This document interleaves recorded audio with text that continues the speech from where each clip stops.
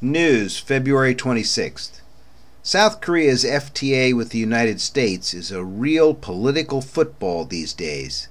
Protests are continuing in Seoul, and the agreement's opponents are saying voters must show their displeasure by voting against the ruling party in the general elections in April.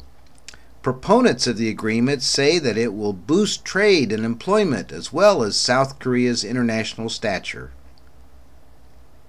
Civilians in Syria continue to feel the brunt of President Assad's troops. The number of casualties continues to rise daily, and the fighting is intensifying. Aid workers are unable to get into the country, and only a trickle of refugees are getting out. With no international consensus on appropriate action to take, the violence continues unabated. South Korea is a step ahead of the world in the move to mobile wallets. KT and SK Telecom are near-field communications, or NFC, to connect customers with payment terminals.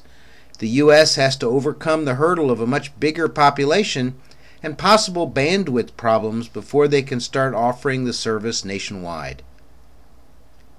It took more than 200 astronauts from 12 countries more than a dozen years to build the International Space Station, but it took one Japanese astronaut only 2 hours to make a Lego space station in weightless conditions.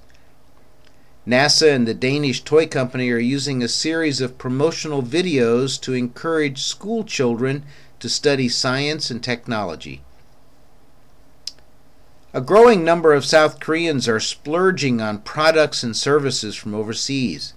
More than half of the global Fortune 500 companies have a presence in South Korea because of the demographics and the citizens' trend-setting style. Another reason why foreign companies see Korea as a perfect test market is the impact of the Korea wave throughout Asia. Some foreign companies were unsuccessful because they failed to localize their products, services, and corporate culture.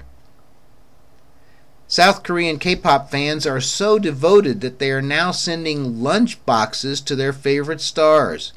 The trend is to order specially prepared lunch boxes and have them delivered at a cost of around $125.